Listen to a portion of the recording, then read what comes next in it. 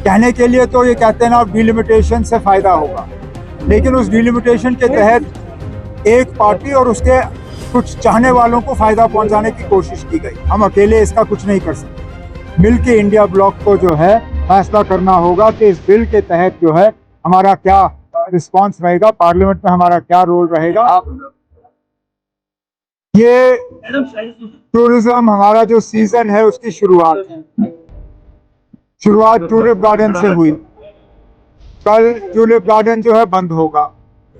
अब नई नई चीजें हम ला रहे हैं जिससे कि टूरिस्टों के लिए यहाँ कुछ हो करने के लिए। अब जो टूरिस्ट यहाँ आए हैं उनको यहाँ आके एक ही जगह में पूरे कश्मीर का जो क्राफ्ट है उसका एक बना बनाया जो है नक्शा उनके सामने रखा जाता है। आप चेन स्टिच कहिए, आप कानी कहिए, आप पश्मीना के शॉल कहिए, आप जो कॉपर पे हम काम करते हैं, जो वुड कार्विंग है, पतिया मैशे है, तमाम जितने भी हमारे क्राफ्ट्स हैं वो आपके सामने हैं। कोशिश ये की जा रही है कि एक तो खुद मुझे लगता है हम में से कुछ लोगों को बिल्कुल एहसास नहीं है कि हमारे ये जो क्राफ्ट्समैन हैं इनके हाथ में कितना जादू है। मैं चाहता हूँ कि न सिर्फ टूरिस्ट बल्कि हमारे यहाँ श्रीनगर के रहने वाले और आसपास के रहने वाले लोग जो है यहाँ आए और इस नो योर आर्टिजन फंक्शन और इस प्रोग्राम का जो है वो फायदा लें। सेंटर की तरफ से जो बिल पेश की जा रही है 543 से लेकर 850। आपने पहले वो पूछना था ना। साहब जिस स्पॉट पे चूंकि हम मौजूद है, अगर थोड़ा सा कुछ मीटर्स पे आप जाएंगे तो 90 से पहले यहाँ हेरिटेज मार्केट हुआ करता है। मोर देन 80 जो शॉप्स है वो अभी डिफंक्ट है, तो आर्टिजन्स पता नहीं वो कहाँ पे। दूसरा ये कि सितंबर में ही हमारी जो इंसेंटिव पॉलिसी है इंडस्ट्रीज की वो खत्म हुई है, इसके बारे में भी थोड़ा जानना चाहिए। अब हम एक नई इंसेंटिव पॉलिसी लाने पे काम कर रहे हैं। हम चाहते हैं कि सही माने में जो है वो पॉलिसी काम करे, नहीं तो हम यहाँ ऊपर से तो इंसेंटिव दे देते हैं, नीचे ग्राउंड लेवल पे उसका कोई फायदा नहीं, इन्वेस्टमेंट आता नहीं है, फैक्ट्रियाँ लगती नहीं। तो अभी डिपार्टमेंट की तरफ से ये कोशिश की जा रही है कि जिन लोगों ने यूनिट लगाए हैं उनका एक्सपीरियंस कैसा रहा, उनको किस तरह का बदलाव चाहिए हमारी पॉलिसी में, और जो यहाँ इंडस्ट्री लगाने के मतलब जिनकी चाहत है यहाँ इंडस्ट्री लगाना वो किस तरह की पॉलिसी चाहेंगे, इन दोनों को हम मिक्स करें।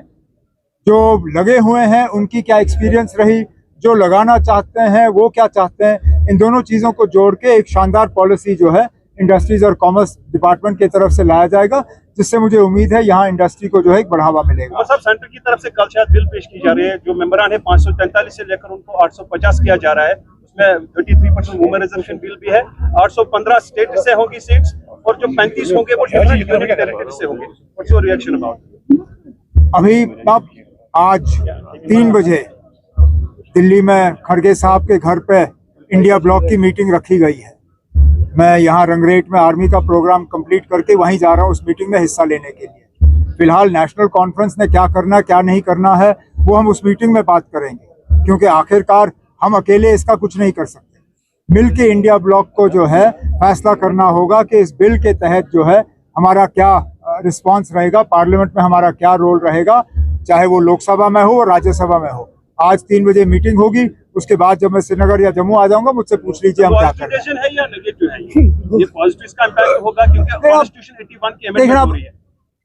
जो हमारा तजुर्बा रहा है, कहने के लिए तो ये कहते हैं ना डिलिमिटेशन से फायदा होगा, लेकिन उस डिलिमिटेशन के तहत एक पार्टी और उसके कुछ चाहने वालों को फायदा पहुंचाने की कोशिश की गई। यहाँ जो सीटों का बंटवारा हुआ, जिस तरह कॉन्स्टिट्यूएंसीज बनाई गई, जिस तरह कॉन्स्टिट्यूएंसी के नक्शे खींचे गए, जिस तरह कॉन्स्टिट्यूएंसीज में कुछ वोटरों को हटा के दूसरी जगह लाया गया, मकसद सिर्फ यही था कि किसी ना किसी तरह बीजेपी और बीजेपी के जो दोस्त हैं उनको फायदा हो।